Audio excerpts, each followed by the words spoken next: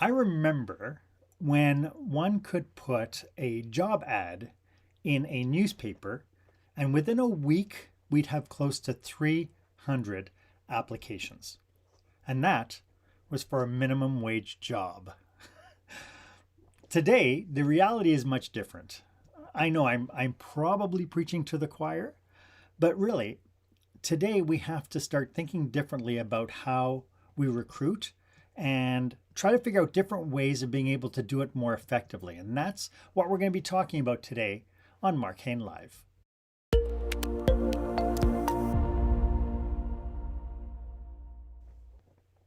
Welcome to this episode. I'm so glad that you can join me for today. This is a topic that I've come to realize how important it's become now in our current marketplace. But you're in Marc Haine Live, and this is where small business owners and entrepreneurs pick up core skill sets to help them create the jaw-dropping, show-stopping experience that their customers and their employees deserve. I am your host, service expert and master of experiences, Marc Haine, and in today's episode, we're going to provide some insights and some strategies on how employers can effectively navigate the competitive landscape and attract the very best candidates to their organization. We're going to delve a little bit into how you as an employer can stand out and capture the attention of potential candidates. It's a really important component because now it's not so much throw stuff in a newspaper and see what happens. So stick around. I'd love for you to be part of this conversation. This is an open forum, so if you have any kind of questions, go ahead and post them in the comment box. I will respond to every single comment. And as always, if you find today's topic compelling, I do offer a 30-minute complimentary coaching session with you, your team, your management team, whatever you feel is necessary. So go ahead and book a time that works for you on my online calendar at meetwith.marchaine.com. The link is in the show notes. This is an important component because sometimes it's really important just to bring people from the outside in, and sometimes the perspective you gain can be really, really invaluable. In past episodes, I've talked about how we as leaders tend to make excuses as to why we don't see the outcome that we desire. I can't tell you how many times I've heard business operators say things like, oh, it's quiet outside. It's quiet in the store because it's such a beautiful day and no one wants to come inside. Or, oh, it's quiet because it's raining outside. Or, oh, it's quiet because the town has been evacuated because of all the wildfires. Okay, some excuses are real, but a lot of it, we're pointing fingers at stuff. For those who have been evacuated, I do hope that you get back home really soon. I know how horrible displacement and how uncertain this makes everybody. But my point is, when things aren't going our way, we usually play the blame game. We blame the environment. We blame anything that's outside of our perspective, right? We're using our own bubble, and anything outside of that, that's what we're blaming. We rarely ever look inside us to understand that it's something that we are doing or not doing that's making all the difference in the world. And our recruitment process is no different.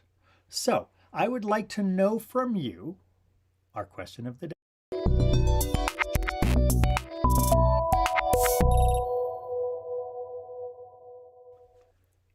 So today we are talking about attracting the talent you need to sustain your business. So the question is, exactly why are you having trouble attracting your perfect candidates? I mean, could it be that you are stuck around that the youths of today are lazy and don't want to work? B, there are too many jobs available and not enough people to fill them. What about C? I stopped even trying. The people I hire never stick around long enough to be a benefit, so I just rather work short-staffed. Or D, I haven't really figured out the formula to attract the people I need. I don't know. And then E, of course, is I don't know what you're talking about. I have a full roster of amazing people. I turn applicants away at the door. I'd love to hear your thoughts. Why don't you go ahead and share this episode on your favorite platform and hashtag it, hashtag Experience Leadership. I'd love for you to be part of this conversation. And again, like I said, if you can hashtag it Experience Leadership, I can track the conversation, I can respond to it, and it's going to be a lot of fun. I have to say, a couple of weeks ago, I had lunch with a colleague who runs the food and beverage department at a local casino. It was great catching up with him. He had been my mentee for many, many years. But it wasn't long before he started telling me about the challenges he has with attracting and retaining staff. He's faced a couple of problems.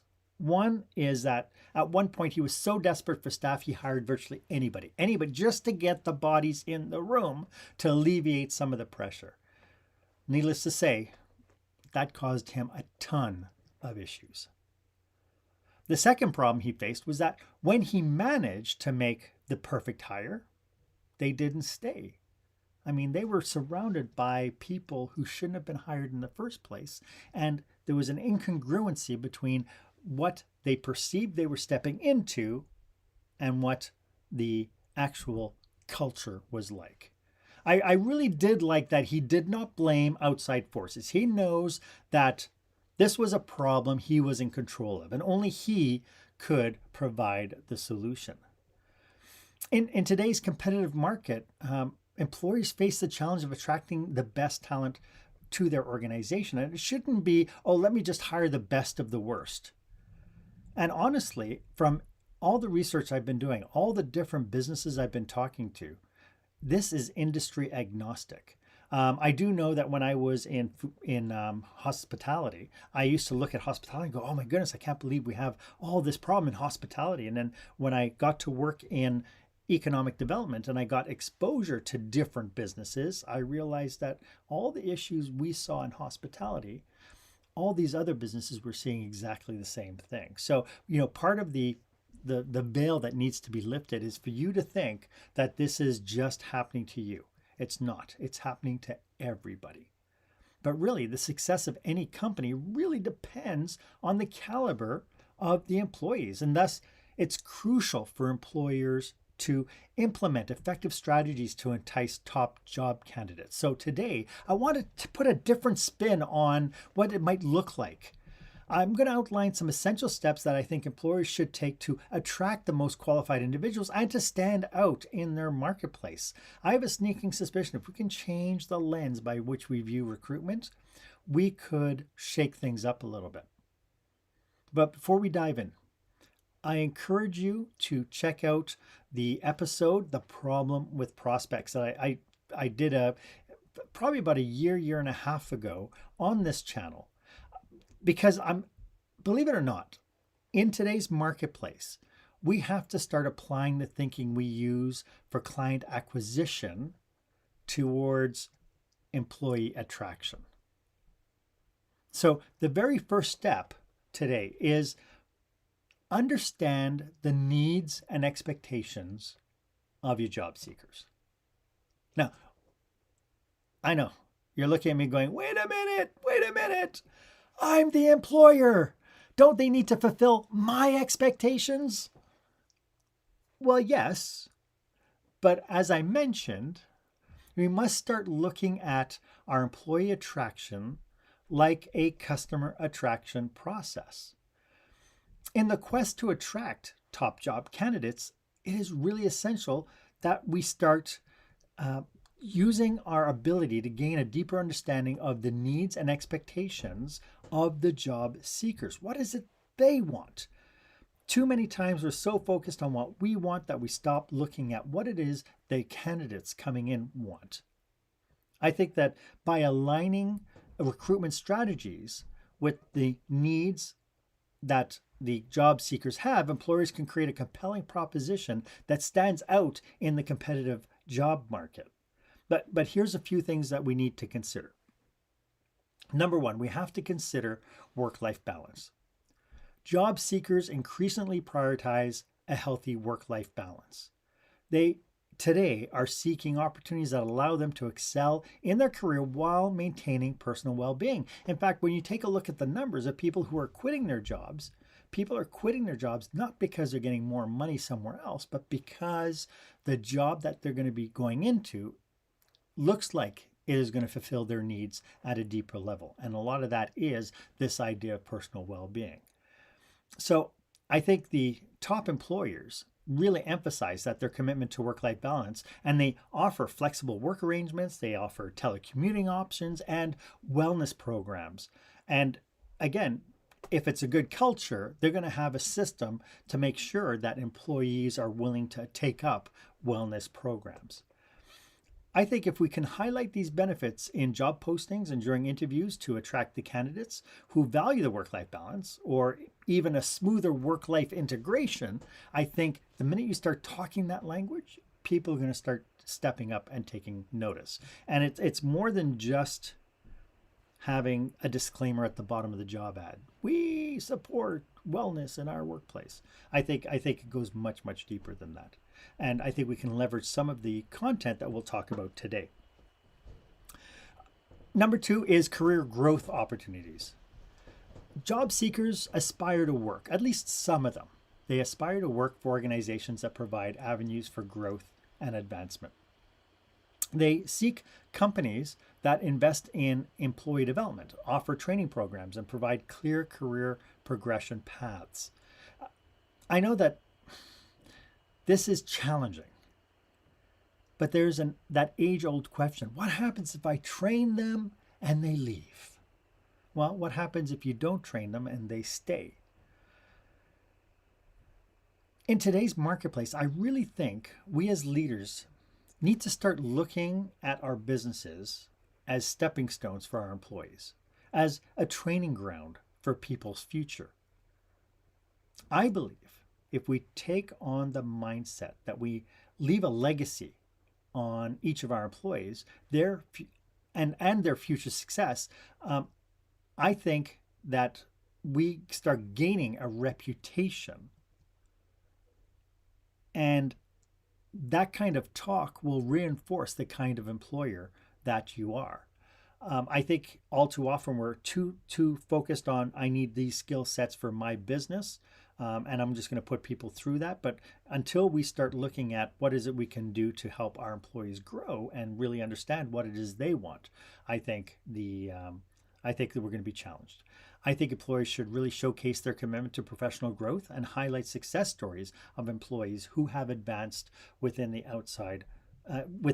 and outside of the organization, like even people who have left your business. I do know that there are people once in a while I get a post on social media that will say, from somebody who I used to work with, Mark, thank you so much for the stuff that we did way back 20 years ago. It really made me the kind of person or kind of employee I am today, whether that's a leader or a trainer or whatever.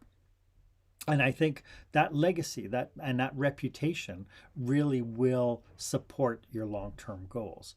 I think when we talk about it, and we'll talk a little bit about some mediums in which we can talk about this, I think when we talk about it, if we can emphasize mentorship programs, learning opportunities, and the chance to develop new skills, I think that again will stand out from the brunt of the job ads that are out there. And then number 3 of understanding the needs and expectation of job seekers is to really create a positive company culture. What does that look for you? I have a lot of content on this podcast around creating positive company culture, and I invite you to check them out. But people want to work in environments that foster collaboration, respect, and inclusivity.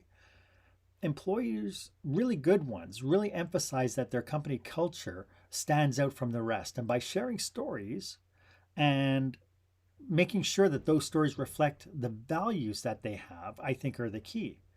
Highlight employee testimonials that speak to the supportive and inclusive nature of the organization is a really good tool to be able to, again, speak differently than what your competitors are doing and people who are looking at your job seekers for their own business. I think showcase any employee-driven initiatives, team building activities, or social responsibility efforts that contribute to a positive workspace. I think these can really help you kind of see the needs that the job seekers are looking for. And of course, competitive compensation and benefits, it's a necessity. It might be an attractor, but it's not a retainer. So while it's not the sole determining factor, competitive compensation and benefits do remain an important component to job seekers. Employers should really conduct thorough market research to ensure their salary offerings are in line with industry standards and in line with the expectation of their target employee. When I was talking with my colleague at the casino, we talked about this idea that everybody's paying minimum wage, and there's so many different ways that you can pay minimum wage, but then you can throw a little bit extra benefit in at some point to make minimum wage not minimum wage anymore. And one thing I suggested to him is that you pay, aside from minimum wage, you bank in $1 per hour that gets paid out on an annual basis. And a couple of things happen. Number one, when they get that check at the end of the 365 days, when they get that extra bonus, it's thrilling. Number two, when people are in an environment where they're not sure if this is for them or not, and we always get that kind of mindset of, do I go or do I stay? Do I stay or do I go? They will look at what's in the bank, and maybe they'll stick it out a little bit longer. And that gives managers the opportunity to get sensitive to whatever their needs are that aren't being met, and make sure they are being met before the 365-day payout happens. So that's really a really cost-effective way to be able to do a retention and a engagement aspect to it. That when you tell people, we're paying minimum wage, but you get $1 per hour banked away, and after 365 days, depending on the number of hours you work, right, you're going to get that money back. And so the more hours you work, the more it's going to be in the bank. It's going to be great. So in addition to monetary compensation, though, employers really should consider comprehensive benefit package that includes healthcare, retirement plans, and other perks that may be desirable to the target market. I think if you do your due diligence and you really kind of do an avatar definition of your perfect candidate, you're going to find out what are some of the perks that candidate, that kind of avatar, would want to see happen. I think if we highlight these job offerings in job postings to attract candidates seeking a well-rounded compensation package, I think that we start speaking their language, people's ears will perk up. And of course, number 5 is company brand reputation. Job seekers are increasingly interested in working for companies with strong reputations within their industries and that they are recognizable brands. Employers should highlight their achievements, their industry accolades, and notable projects to create a positive impression. It's important that we do toot our own horns in many different ways. We could leverage social media and company websites to showcase the organization's mission, values, and impact. We can share success stories and testimonials from satisfied clients or from customers themselves to help enhance the company's reputation and appeal. And then number 6 on this uncovering what the job candidates need is diversity and inclusion. I know that some people, it's so woke, but it's an important aspect to it. And in my book, even before the term woke came out, I was saying that it's really important to have diversity within the workspace. And it's not necessarily even just it's not just the race diversity I'm looking at, or the sex diversity. What I'm talking about here is getting people with different ideas, people with different backgrounds to come together within your organization. If you're a great manager, you can tap into this knowledge base that just makes you so much more powerful. In today's world, job seekers actively seek employers who prioritize diversity and inclusion. Employees should demonstrate their commitment to fostering a diverse and inclusive workplace by highlighting initiatives such as employee resource groups, diversity training programs, and equal opportunity policies. It's important that we talk out loud about all this stuff.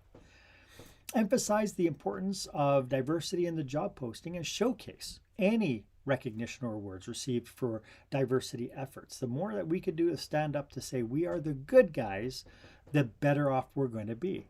And by understanding and catering to the needs and expectations of job seekers, employers can position themselves as desirable destinations for their top talent. And ultimately it is absolutely crucial to communicate these aspects effectively throughout your various channels, your job postings, your company websites, and of course, social media platforms. Anything you do should outline and model your values as a company. And by doing so, employers can attract candidates who align with their values, contribute to a positive work environment, and drive the organization's success. Now, doesn't that sound nice? But, that's not all. That's only one aspect, really, that we've talked about so far in this first segment. When we come back, we will highlight the other ways that you can stand out as being the employer of choice in your marketplace and have your candidates beat down your door. And we'll get to that right after this. When the spotlight shines on your business, are customers applauding or yawning? In other words, how is your business performing? Make your business a star with the new book, Lights, Camera, Action, Business Operational Excellence Through the Lens of Live Theater by Marc Haine. Marc uses his business and acting experience to help you see your business like a live show, so you can create a performance your customers will never forget. Buy Lights, Camera, Action today at your favorite online retailer or directly at marchaine.com. We really did cover a lot in the first segment of understanding the needs and expectation of job seekers. It really can be summarized by leveraging that understanding and creating a synergy around shared values. I think to me, that's the big thing is everybody out there has a set of values. We have our set of values. And really, if we can get them to come together, I think we create that synergy. And if we get that right, you're well on your way to attracting your perfect employee. But the challenge still remains. How can I get the world to see who I am so that when people are looking for jobs, they're going to pick me to come to? The one area I really do think that we need to be strategic and intentional about is one of the things I lent on a little bit in the first segment. That is crafting a compelling employer brand. We do take so much time and energy defining our corporate brand for the world to see, but precious few of us are intentional about telling the world who we are as employers. I think crafting a compelling employer brand is a powerful way for employers to differentiate themselves in the competitive marketplace and of course attract the top job candidates. An employer brand really encompasses the company's values, mission, and culture and reputation. And it's not the stuff that you see on the wall. This is the stuff that you're walking each and every day. And I think if you can get the definition, if you can get that brand definition out there, I think it serves as a key driver in the decision-making process for the job seekers. Here are some key elements to consider when crafting a compelling employer brand. First and foremost, you need to define unique selling point. Now, again, you could be watching this and going, but I'm not selling them anything. But you kind of sort of are. You're selling them on who you are as a company. And this is, you define a unique selling point to market yourself out to your customers. But when it comes down to your employees, can you look at your culture, your brand identity, and define what is articulating the unique aspects that make your organization stand out?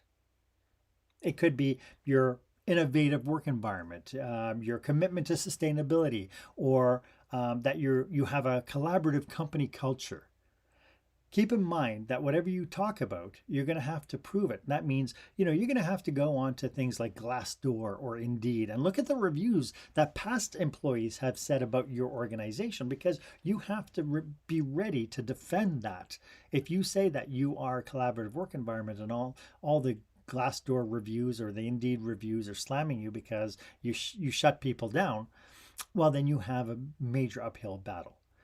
I think ultimately, the key here is to be authentic. You need to ensure that your employer brand accurately reflects your organization's values, your cultures, and your work environment. I think authenticity builds trust and credibility and helps to attract candidates who align. Once again, this is the big common theme here, isn't it? They align with your company's mission and your vision and your values. you could leverage some of the same mechanisms you use in your client marketing, for instance. Like in our client marketing, we might get customer testimonials. Well, why don't you go ahead and leverage employee testimonials? Engaging in storytelling on your various platforms, which means you also have to leverage social media and have a strong online presence that talk to the job seekers. I have seen companies hand over their social media in what they call employee takeovers. And so they allow employees to start sharing stories and experiences working within the business. And it's pretty cool because you can see the tone from each of the different posts. In one particular one, they do an employee feature or an employee spotlight. So one of the things is, they ask their employee, what's something most people don't know about you? And so they'll post the person's face, their name, their job, and then this interesting fact about this employee. It really does bring kind of a face to the employees who are working in the businesses. I remember this one time I was working at an organization. We started a corporate Toastmaster club where at lunchtime all the employees would get together and we'd do a Toastmaster meeting, and people would start telling stories and all this. And I remember the manager of the business came to me and he said, I didn't know that our accountant or our bookkeeper was so incredibly funny. And it's like, isn't that a nice realization to know, rather than the dry kind of interactions we have in our businesses, that was a mechanism that we got to start learning about everybody on the team and understanding what their true personalities were. Something else that you can do is you can use a content calendar to theme your content. Every month there's an international month of something, right? What a super cool way to celebrate something. You have each month, you say, July is the international month of whatever. And it doesn't have to be something really like big. It could be like the international month of pasta twirling. And then the whole month, you videotape your team getting together, twirling pasta in some form, or leveraging that as a storyline. It doesn't have to be all serious all the time. You can have a lot of fun with this. I think that if you can leverage employer branding at every touch point in your job seeker's journey, you're well on your way in order to bring people through the journey with you. From the initial interaction with your job posting all the way to the interview process and into the onboarding process. Ensure that your employer brand shines through each and every time. Provide a positive and engaging candidate experience to reinforce your brand's image and leave a lasting impression on job seekers. Like all initiatives, crafting a compelling employer brand requires consistent and ongoing communication. This is not a do it once and forget about it. The secret here is to make it part of your strategic plan and maintain consistent action towards that goal. And I can't emphasize enough how a strong employer brand really helps create that positive perception of the company, how it differentiates you from competitors and ultimately attracts the right talent, contributing to your success. I think this is just something that we need to start thinking about this, as opposed to just placing ads. The third key is to start talking differently about your business. It's funny. I was talking at a conference of business owners in one particular industry. So there were people who they were competitors basically sitting in the room. And we discussed how most of them on their marketing collateral all speak the same way.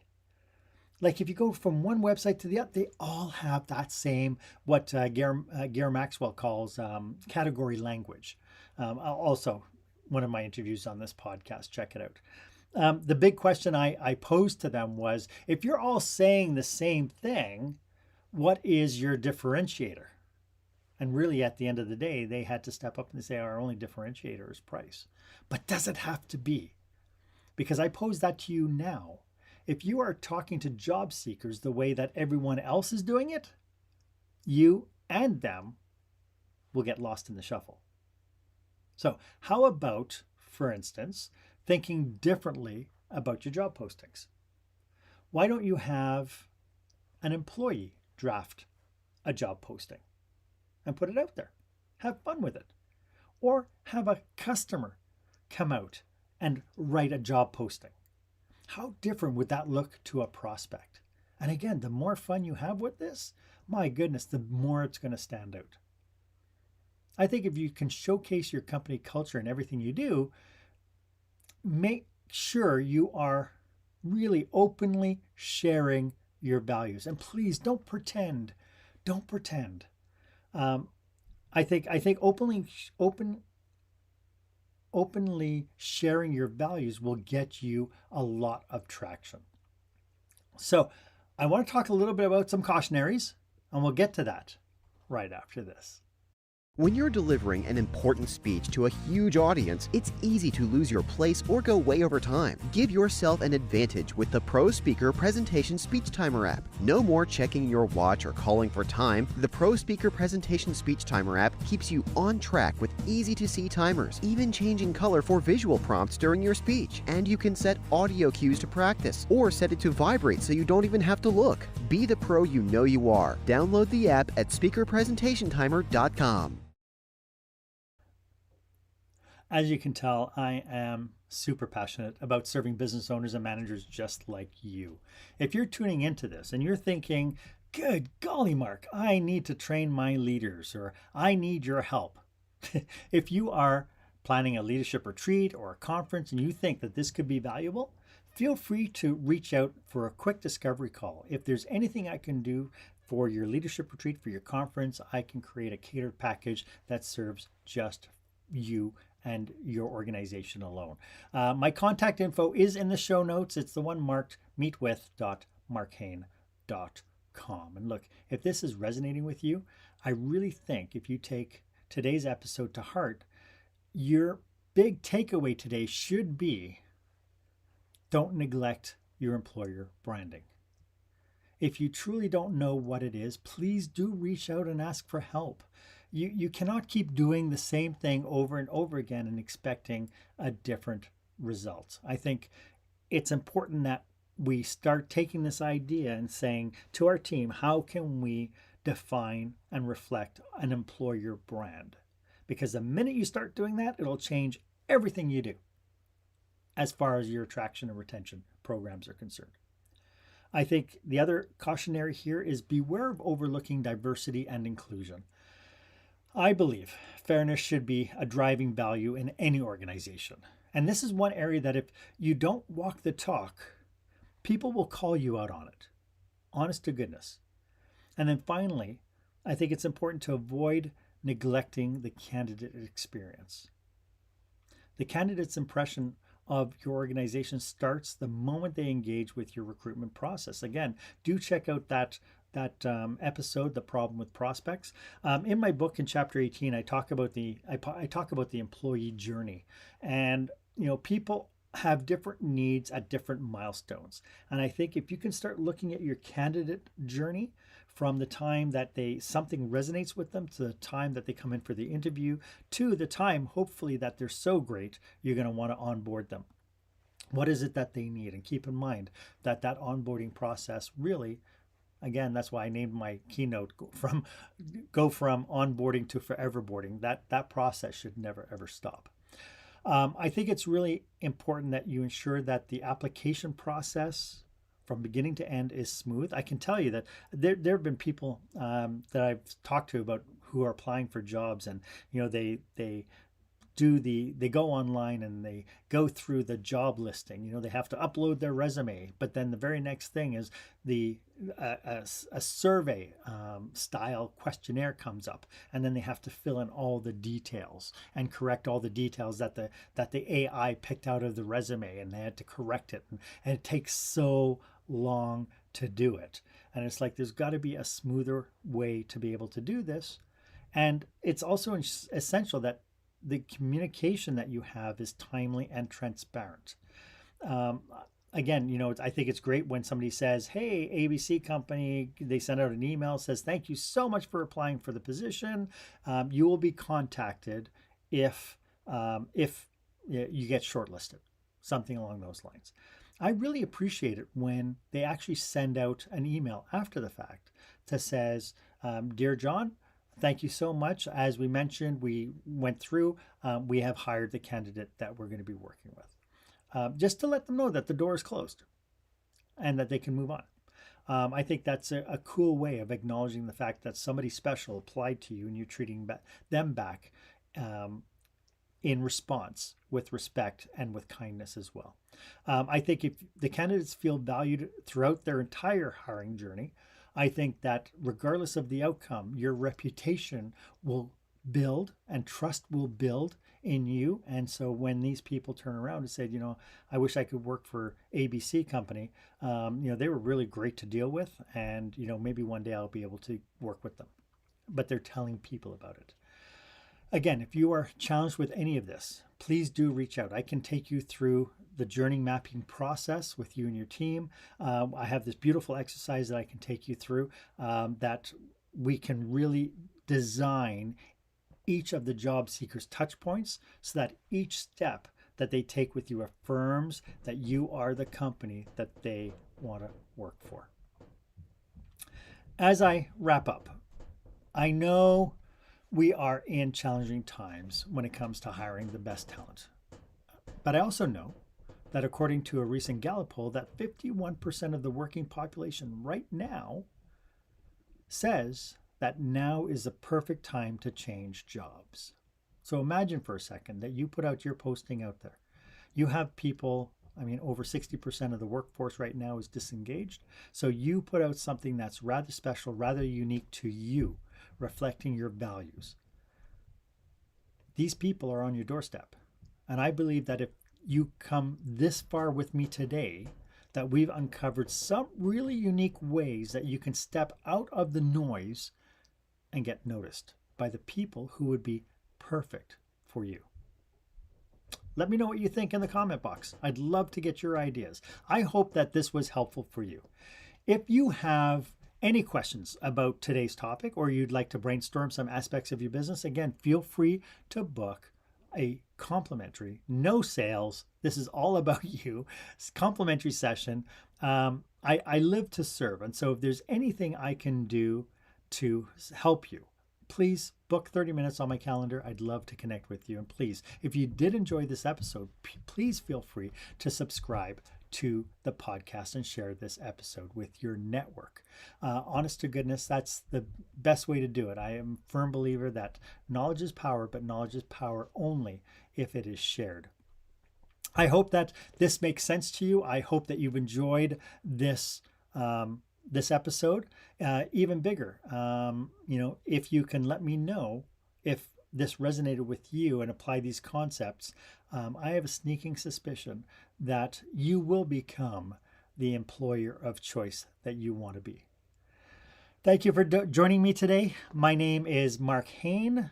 I hope you stay safe, stay healthy, and I hope you dare to be the exception.